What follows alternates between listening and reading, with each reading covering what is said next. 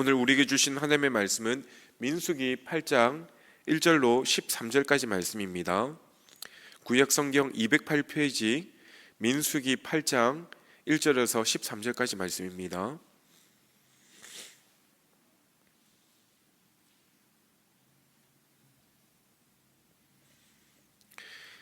제가 하나님의 말씀을 읽겠습니다. 말씀을 들으십시오. 여호와께서 또 모세에게 말씀하여 이르시되 아론에게 말하여 이르라. 등불을 켤 때에는 7 등잔을 등잔대 앞으로 비추게 할지니라 하시매 아론이 그리하여 등불을 등잔대 앞으로 비추도록 켰으니 여호와께서 모세에게 명령하심과 같았더라. 이 등잔대의 제작법은 이러하니 곧 금을 쳐서 만든 것인데 밑판에서 그 꼭까지 쳐서 만든 것이라. 모세가 여호와께서 자기에게 보이신 양식을 따라 이 등잔대를 만들었더라. 여호와께서 모세에게 이르시되 이스라엘 자손 중에서 레위인을 데려다가 정결하게 하라. 너는 이같이 하여 그들을 정결하게 하되 곧 속죄의 물을 그들에게 뿌리고 그들에게 그들의 전신을 삭도로 밀게 하고 그 의복을 빨게 하여 몸을 정결하게 하고 또 그들에게 숫송아지 한 마리를 번제물로 기름 섞은 고운 가루를 그 소제물로 가져오게 하고 그 외에 너는 또 숫송아지 한 마리를 속죄 제물로 가져오고 레위인을 회막 앞에 나오게 하고 이스라엘 자손의 온 회중을 모으고 레위인을 여호와 앞에 나오게 하고 이스라엘 자손이 그들에게 안수하게 한 후에 아론이 이스라엘 자손을 위하여 레위인을 흔들어 바치는 제물로 여호와 앞에 드릴지니 이는 그들에게 여호와께 봉사하게 하기 위함이라. 레위인으로 숫송아지들의 머리에 안수하게 하고 내가 그 하나를 속죄 제물로 하나를 번제물로 여호와께 드려 레위인을 속죄하고 레위인을 아론과 그의 아들들 앞에 세워 여호와께 요제로 드릴지니라. 아멘. 오늘 저는 민수기 8장을 통하여 레위인의 정결 예식에 대해서 잠깐 말씀을 생각해 보기를 원합니다. 우리가 계속해서 살펴보고 있는 이 민수기는 민수기 1장부터 10장까지는 출애굽한 이스라엘 자손들이 가나안 땅으로 향하는 그 준비의 과정들을 보여준다라고 말씀을 드렸습니다. 어제 본문이었던 민수기 7장은 이스라엘 자손이 출애굽 직후 하나님의 명령에 따라 성막을 짓고 거룩히 구별된 날에 하나님께 드렸던 예물에 대해서 말씀해 주고 있었습니다. 그 예물들은 이스라엘 12지파가 동일하게 하나님 앞에 바쳤습니다. 인구가 많다고 예물을 더 드린 것도 아니었고 인구가 적다고 예물을 적게 드린 것도 아니었습니다.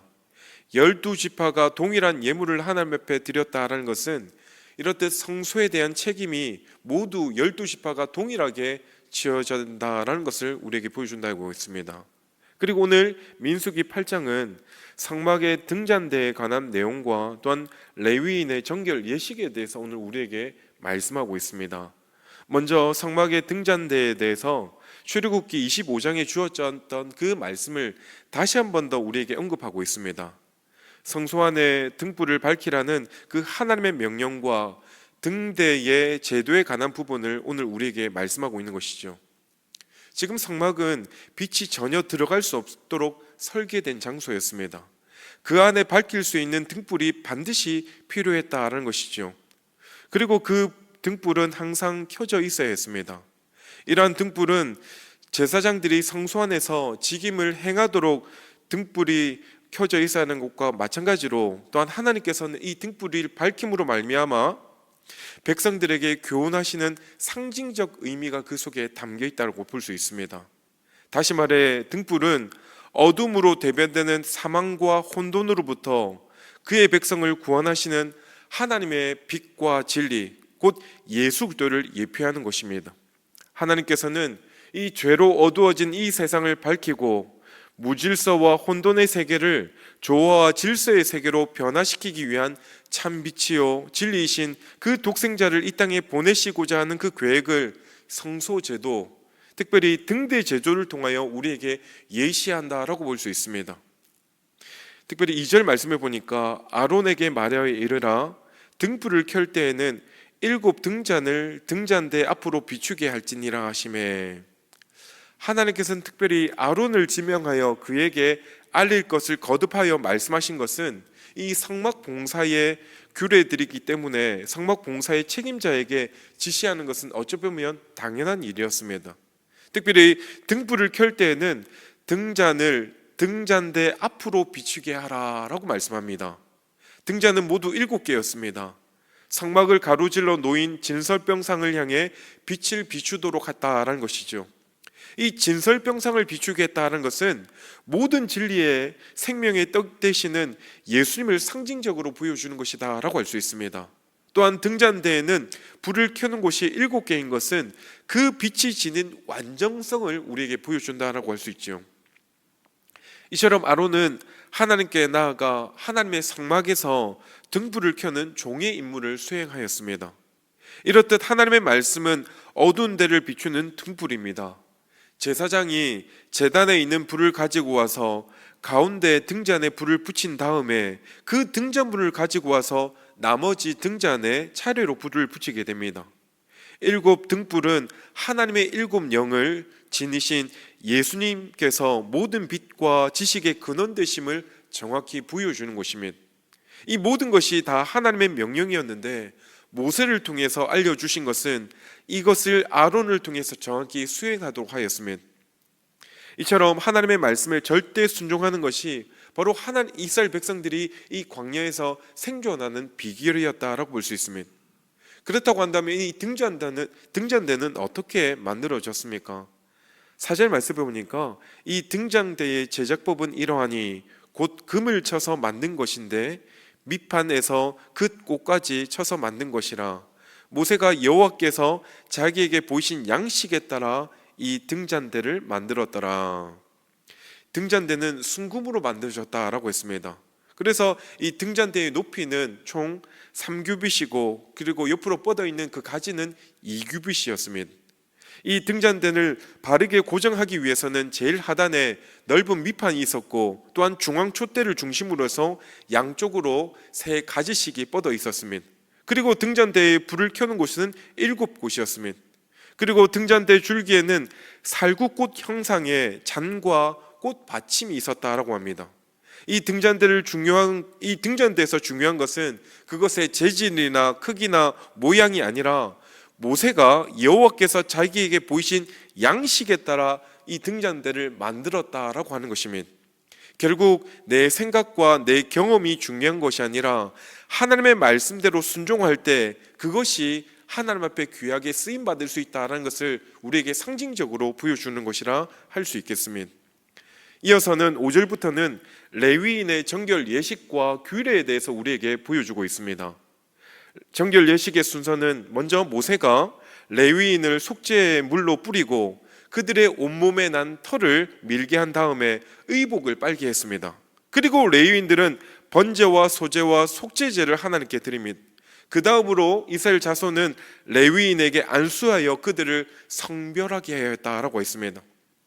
이러한 정결 예식이 주는 의미가 무엇입니까? 바로 속죄의 물은 레위인을 깨끗하게 하기 위함이었고 또한 인류의 죄를 도말해 주시는 예수 그리스도의 보혈을 의미한다라고 할 수 있습니다. 그리고 그들의 온몸을 삭도로 미는 것은 온갖 더러움을 다 벗어버리고 온몸 전체를 정결하게 하는 의식이 있습니다. 또한 이 의복을 빤다라는 것은 외적 정결을 통하여 내적 성결을 강조하며 번제와 소제와 속죄제 등 각종 제사는 하나님께 헌신하며 봉사하고 충성하겠다는 그 약속과 죄사함이 의미한다라고 할 수 있습니다. 그리고 백성에게 안수를 받는 것은 이스라엘의 전체의 짐을 이제는 레위인들에게 전가하는 것을 의미한다라고 할 수 있습니다. 이처럼 우리가 하나님의 일들을 감당하기 위해서는 우리 안에 있는 탐욕과 죄로 더러워진 모습 그대로는 결코 하나님 앞에 온전히 봉사하고 헌신할 수 없는 것입니다.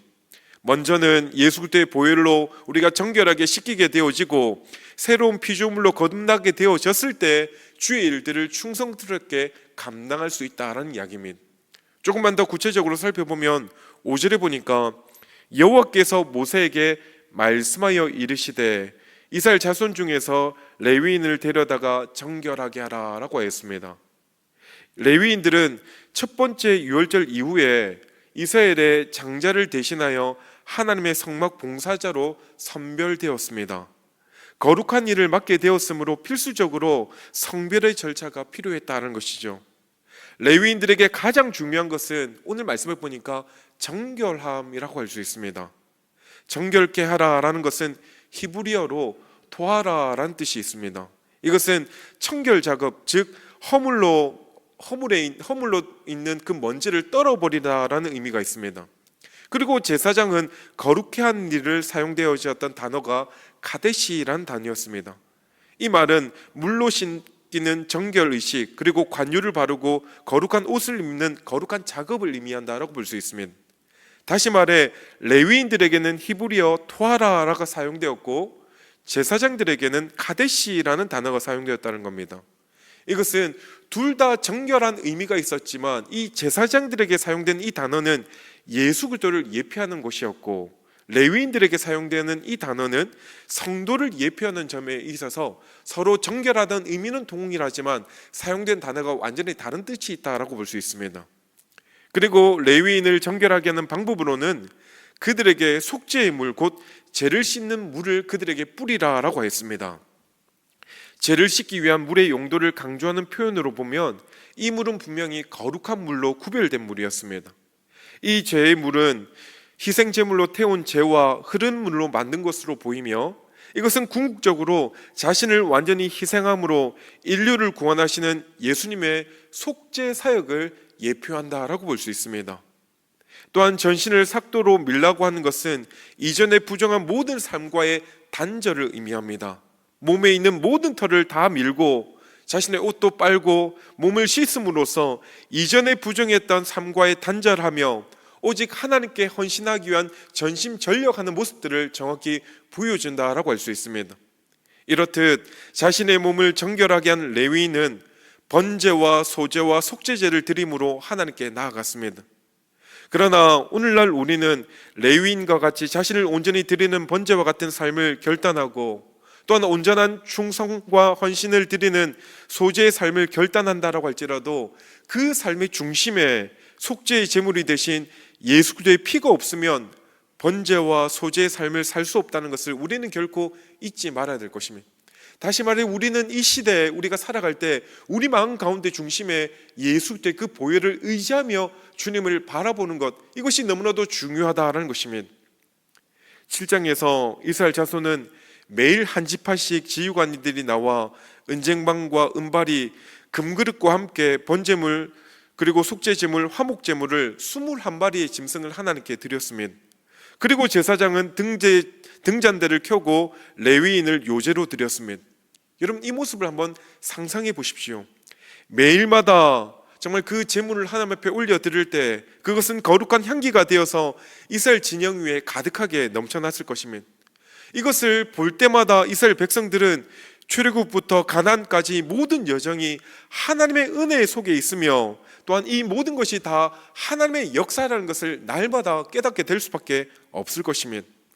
그런데 안타까운 것은 민수기에 이어지는 내용들을 우리가 쭉 살펴보다 보면 하나님께서 그 백성들에게 말씀하신 것들, 그것들을 이스라엘 백성들이 온전히 다 깨닫지 못하고 또 그것들을 순종하지 못함으로 말미암아 오히려 하나님 앞에 불평하고 원망하는 모습들을 생생하게 보여준다라고 할 수 있습니다. 여러분, 우리는 이 땅에 하나님께서 택하신 족속이요 왕같은 제사장들이요 그리고 세상을 대신한 영적 레위인으로 구별하여 세워주셨습니다. 우리 각자의 삶은 하나님께 흔들어 드린 요제의 제물과 같다는 것을 우리는 결코 잊지 말아야 될 것입니다. 그렇다고 한다면 우리의 인생길이 때로는 광야처럼 보인다라고 할지라도 그 속에는 셀 수 없는 하나님의 은혜와 또한 역사하심이 있다라는 것을 결코 우리는 잊지 말아야 될 줄 믿습니다. 그러므로 오늘 하루도 우리가 세상 속에 영적 레위인으로서 자신의 삶을 구별하여 하나님 앞에 올려드릴 때 하나님께서 우리의 삶을 기쁘게 받아주시고 또한 우리는 그 받아주신 은혜로 말미암아 오늘 하루를 살아갈 수 있게 될 줄 믿습니다.